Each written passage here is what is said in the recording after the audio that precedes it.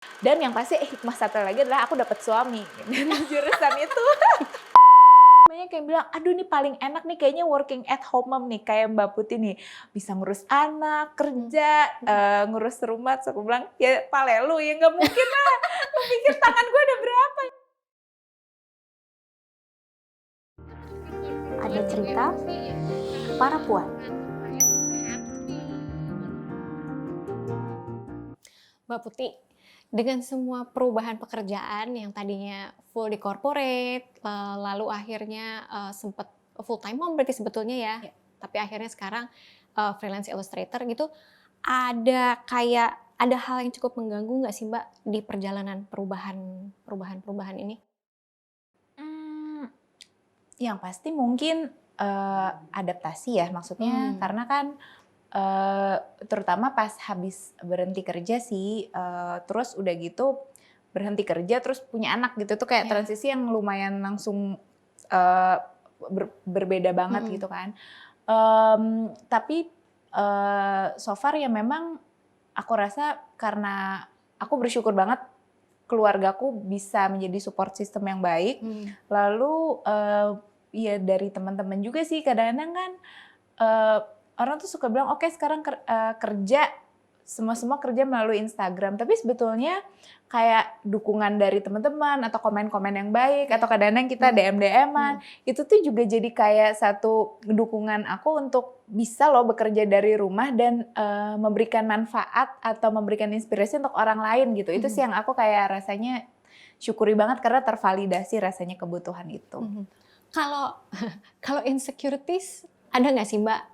Maksudnya sebagai freelancer misalnya ya, kan ada beberapa orang yang freelance, ada yang kayaknya seneng banget dengan pekerjaan freelance gitu karena bisa ngatur, tapi ada juga yang mungkin mengalami insecurity gitu. Nah kalau dari Mbak Putih ada nggak sih? Aku rasa sih kalau insecurity ada banget ya, karena kalau freelancer itu kalau kita nggak kerja nggak cuan kan, maksudnya kalau kita di kantor kita lagi stagnan, ada orang yang mau bantuin kita kan, bos kita gitu, ini gimana sih gitu, atau orang HR yang kok lo gini-gini aja sih, lo harus begini begitu. Kalau freelancer itu kan kita harus apa-apa mikir sendiri kan, merencanain sendiri, lalu membuat goal sendiri, mengejar goal itu sendiri. Kalau kita sakit nggak ada yang backup, kalau misalnya ternyata rencana kita gagal nggak ada yang bantu, maksudnya ya paling misalnya aku ada keluarga tapi kan mereka technically nggak bisa ngebantuin aku secara pekerjaan kan gitu. Jadi sebetulnya insecurity itu ada, apalagi zaman sekarang itu kan cepet banget ya Mbak Indi. Berasa nggak sih tren itu tuh berubahnya cepet banget dan ketika itu kita ngomongin soal adaptasi karya itu mau diadaptasi kemana supaya bisa dalam tanda kutip cuan, itu kan berubahnya cepet banget gitu. Nah jadi emang karena ngelihat tren yang selalu berubah, pasti ada rasa kayak ini tuh gue akan bertahan berapa lama lagi ya? Apa ya yang harus gue lakukan gitu ya? Untuk tetap relevan? Aku rasa kalau itu kejujuran aku, insecurity aku sebagai kreator in general. Tapi kalau teman-teman yang lain gitu mungkin juga insecurity itu bisa dari kestabilan keuangan. Kalau aku kan kebetulan karena suami kerja nih dan kerjanya dia karyawan, jadi mungkin bagian finansial nggak terlalu insecure gitu. Tapi mungkin aku paham juga kalau ada teman-teman freelancer yang wah ini gue nggak dapat project, dapur nggak ngebul, itu kan juga kan lebih insecure lagi kan rasanya pasti. Nah kalau sebagai working mom at home sendiri, itu ada insecurity-nya tersendiri nggak sih Mbak? Aku rasa mungkin yang biasanya terjadi itu adalah rasa bersalah. Jadi biasanya ibu-ibu ini, pokoknya dari aku suka ngobrol sama komunitas ibu-ibu, ibu-ibu ini tuh selalu boleh dibilang insecurity-nya ini tuh membuat dia merasa bersalah. Apapun pilihannya dia. Apapun pilihannya Jadi misalnya ibu-ibu kerja insecure karena merasa bersalah anaknya ditinggal sama ART gitu misalnya atau sama nenis. Terus udah gitu ada nih narasi-narasi yang aduh kalau berlian aja nggak boleh dititipin, kalau anak mau dititipin. Itu suka ada kan narasi-narasi yang kayak menyudutkan kayak gitu. Wah itu parah sih, itu pasti bikin insecure banget. Tapi udah gitu nanti kalau misalnya kerja jadi ibu rumah tangga resign, ada lagi tuh insecurity kayak rasa bersalah, aduh dulu orang tua gue capek-capek nyekolahin gue terus nggak menghasilkan dalam tanda kutip, terus udah gitu ternyata di rumah kita juga nggak bisa full time 24 jam nemenin anak, kan ada kalanya juga nyuci, gosok gitu kan, itu kan pasti berasa insecure lagi. Nah terus udah gitu banyak yang bilang, aduh ini paling enak nih kayaknya working at home mom nih, kayak Mbak Putih nih, bisa ngurus anak, kerja, ngurus rumah. Terus aku bilang, ya palelu ya nggak mungkin lah, lu pikir tangan gue ada berapa ya pasti. Dan insecurity-nya ada lagi gitu, jadi rasa bersalah kok selalu aku tuh ada di rumah, tapi seringkali si Mbak yang lebih tahu, oh Antariksa, nama anakku Antariksa tuh sukanya ini loh Bu, dia tuh lagi suka nonton ini loh, padahal kalau dipikir-pikir kita serumah kan, dan selalu ini gitu. Jadi ada juga gitu rasa bersalah, kok aku ada di rumah, terus anakku ngajak main, aku nggak bisa penuhi gitu. Ada juga, jadi semua pasti ada rasa insecure dan bersalahnya. Dan kayaknya sebagian besar ibu sekarang akhirnya jadi mengalami itu juga ya, yang working mom yang sebetulnya karena WFH baru dia ada di rumah. Itu gitu. dia baru berasa kan. Baru berasa ternyata yang omongan-omongan berlian-berlian itu. Iya. Dan jauh padahal dekatnya. Iya, jadi itu berasa ya, banget sih. Kalau dari perjalanan seperti itu gitu ya Mbak, dari cerita itu, gimana Mbak akhirnya bisa berdamai dengan situasi, menerima bahwa memang ya tangan gue memang cuma 2 gitu. Kalau dibilang kita jangan banding-bandingin diri sama orang lain, itu pasti nggak bisa. Karena manusia itu secara alamiah ya memang dia akan membanding-bandingkan diri gitu. Otak kita itu bekerja, kita akan mencari referensi gitu.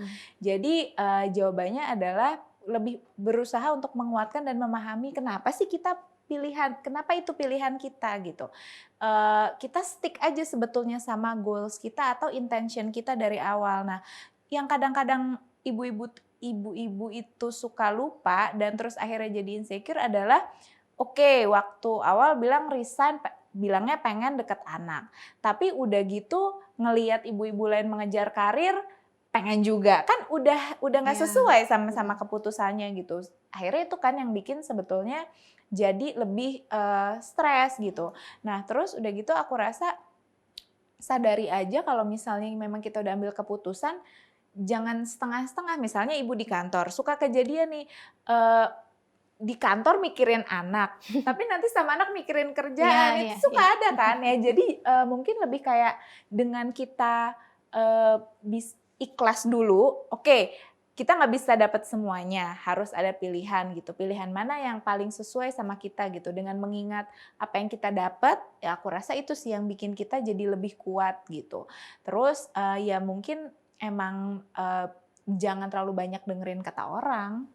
Kita pasti akan selalu punya kecenderungan untuk membanding-bandingkan, tapi kita bisa usahakan untuk meminimalisir lah. Jadi kayak kalau misalnya netizen komen, ya udahlah gitu kan. Siapa dia gitu. Netizen akan selalu komen. Netizen dan citizen. Benar-benar. Yang di net dan yang tidak ya. Kalau boundary sendiri berarti gimana Mbak? Tadi kan Mbak udah cerita gak usah dengerin kata orang. Ya memang ya udah terima keputusan dan ibaratnya kita jalani resiko yang mungkin juga akan muncul gitu ya. Tapi ketika sudah dijalani, kayak contohnya Mbak Putih gitu, sebagai ibu iya, sebagai istri iya, lalu sebagai seorang profesional juga iya. Buat batasannya itu gimana Mbak boundariesnya? Bahkan mungkin boundaries antara Putih dengan Mbak Putih gitu misalnya. Iya. Sebetulnya kalau ditanya boundaries itu kan macam-macam ya. Jadi kalau lebih gampang misalnya peran sebagai ibu sama peran sebagai pekerja itu kalau di rumah aku bisa kasih tips praktis adalah dengan memisahkan antara ruang kerja dan ruang keluarga dan ruang tidur. Jadi kalau di ruang kerja anakku tahu itu nggak boleh diganggu kecuali emergency gitu ya. Tapi itu kan fisikal. Malah menurut aku yang lebih menantang itu adalah gini loh, aku kan suka bikin konten terinspirasi dari kejadian sehari-hari gitu kan. Kadang-kadang sekarang ini aku tuh mulai kayak ada pikiran, apakah aku mengeksploitasi cerita keluargaku gitu, ya kan? Oke, iya. Apakah aku tuh apa semua jadi demi konten gitu? Kayak ranah personal dibawa publik gitu ya? Iya gitu kan, itu kan sebetulnya lumayan dilematis juga ya, karena itu menurut aku boundary yang lebih sulit gitu untuk di establish, karena biar gimana pun juga aku selalu bilang, aku tipe kreator konten yang autentik, yang honest. Jadi memang banyak kan daily life, cuman seberapa jauh daily life itu bisa aku explore lalu aku jadiin konten, kadang-kadang itu juga suka blur gitu, dan aku rasa emang susah sih kalau kita bandingin sama kalau pekerjaan yang bisa dibikin boundary. Kalau kreator konten tuh emang sedikit lebih tricky sih. Iya. Kalau misalnya soal yang tadi aja boundaries antara sebagai content creator dan sebagai Putih pribadi di rumah gitu ya. Pernahkah ada dari keluarga yang kayak atau mungkin dari teman, kok yang kayak gitu dikeluarin sih gitu? Iya. Ada Mbak kayak gitu kan? Sejauh ini sih alhamdulillah enggak ya, karena kayak suamiku deh itu nggak terlalu suka tuh kayak kekocakannya dijadiin konten tuh. Menurut aku kayak kok banyak yang kocak sini, ini sebenarnya kalau di post banyak yang nge-like nih kayaknya, cuman kayaknya Malah kita mencintai dia seperti itu. iya gitu kan, cuman kan ya aku menghormati gitu. Terus udah gitu so far sih alhamdulillah itu nggak datang dari orang, itu lebih ke aku gitu. Kayak misalnya anakku yang namanya anak-anak gitu kan, suka sensitif ngelihat yang halus-halus gitu kan. Nah, aku kalau itu aku nge-tweet, karena kadang-kadang aku takut, jadi misalnya kayak dia lagi ngelihat apa, terus aku tweet, itu kan engagement tinggi gitu ya. Tapi aku suka gini, ini orang-orang nanti kalau ketemu anak gue jadi takut nggak ya gitu kan, jadi kayak terbawa-bawa, orang jadi punya ekspektasi tertentu nggak ya ke anak gitu. Lebih ke dari diri sendiri sih, karena memang itu dia tadi sih, kadang intentionally aku cuman pengen sharing aja karena menurut aku kocak nih anak gue nih gitu. Tapi terus udah gitu jadi aku mempertanyakan lagi nih, nanti kalau udah gede apa dia akan dikira indigo atau apa gitu kan. Ini suka ada pemikiran-pemikiran gitu. Lihat track record digital soalnya kan. Iya. Kalau kayak gini Mbak, kalau dari ceritanya Mbak itu kan berarti sebetulnya ketika mau ngambil sebuah keputusan gitu ya, kayak oke, akhirnya mau jadi working mom at home, mengerjakan ilustrasi kayak gitu. Kan ada kalanya kita tuh kayak sudah bisa menakar ya dalam diri kita bahwa ketika aku mau melakukan ini, aku tahu gimana caranya supaya bisa berhasil, apa yang aku perlu buat diri aku, apa yang harus aku atur-atur. Itu kan sebuah skill tersendiri juga gitu ya Mbak ya. Nah, ada nggak sih Mbak support system yang membantu Mbak memiliki kemampuan kayak gitu? Sebetulnya mungkin kadang-kadang itu personality juga ya, karena kayaknya aku menyadari dari kecil itu orang tuaku mendidik, kalau misalnya kita mau jangan setengah-setengah gitu kan. Ya nggak ada hasilnya nanti kalau cuma setengah-setengah. Jadi kayaknya mungkin itu juga jadi bawaan dari kecil gitu. Kalau soal peran jadi ibu, aku lebih ke malah dari anak, malah dari support anak. systemnya Support systemnya dari anaknya. Tapi aku nggak tahu nih apakah ini apply ke semua. Kalau misalnya anaknya masih kecil kan belum bisa ngomong ya. Tapi kalau kayak anakku nih sekarang dia udah umur 4 tahun. Kan kadang-kadang kita itu suka ngerasa bersalah. Aduh kayaknya anak gue lebih sayang sama mbak gue nih gitu. Tapi akhirnya si anak itu yang menjawab, aku tuh nggak bisa tidur kalau nggak sama ibu gitu. Aku tuh paling sayang sama ibu. Ya udah Pak, ya udah cukup dari situ aja, kayak oke, semua insecurity hilang gitu. Makasih banyak ya. Iya, gitu kan. Baik nak gitu. Baik, ibu akan bikin konten lagi. Abis ini ibu mau gambar lagi ya. Gitu sih. Berarti mungkin bisa nggak sih Mbak kasih mungkin tips gitu ya, atau kayak praktikalnya seperti apa sih ke kawan puan yang kok rasanya pasti kan banyak tuh yang mengalami kayak gitu yang dia mungkin kayak dia lagi mau beralih gitu, dia lagi mau ambil peran yang agak berbeda nih di kehidupannya, mungkin tadinya kantoran tapi lalu dia mau jadi working mom at home. Ada yang Mbak bisa kasih nggak sih ke kawan puan supaya tetap berdaya gitu loh? Iya. Kalau aku sih selalu kasih practical tips itu yang biasanya selalu aku bicarain kalau ke ibu-ibu itu adalah coba ambil momen untuk nulis apa sih yang kita pengen gitu, tujuan kita. Dari tujuan kita bisa tahu prioritas. Karena kan itu dia tadi, tangan cuma 2, waktu sehari cuma 24 jam, nggak mungkin ngelakuin semua. Kalau kita udah punya patokan, goals apa sih yang memang kita mau capai, ya goals itu nggak harus kayak bentuknya jadi sukses, punya bisnis omset miliaran, tapi lebih ke kayak, definisi sukses saya adalah kalau di rumah anak saya sekolahnya bagus, kan bisa juga kan kayak gitu betul. kan gitu. Jadi sebenarnya goalsnya apa, lalu prioritasnya apa, karena harusnya prioritas kita itu bisa tercermin dari goals. Kalau misalnya kita ditanya, kenapa sih kok kamu memilih pengen resign, kalau aja itu kita nggak bisa jawab, ya itu udah pasti ambiar, udah pasti ambiar nanti ke schedule dan segala macam. Tapi kalau kita udah bisa dengan yakin, oke, kenapa saya pengen resign, karena ini, baru nanti kita turunin ke prioritas. Oke, kalau udah pengen resign berarti prioritas kita keluarga dong gitu. Nah, kalaupun ada bisnis ya berarti kita harus jadiin itu sebagai poin prioritas berikutnya. Dari situ kan turun ke jadwal. Dari misalnya, berarti yang paling utama itu yang harus kita blok dulu di kalender kita adalah kapan anak kita sekolah. Iya nggak sih kan? Baru nanti kalau ada waktu sisa-sisanya ya kalau kita ada bisnis atau kita mau networking. Nah, tapi kalau misalnya memang enggak, saya pokoknya tujuan resign itu memang pengen bikin bisnis.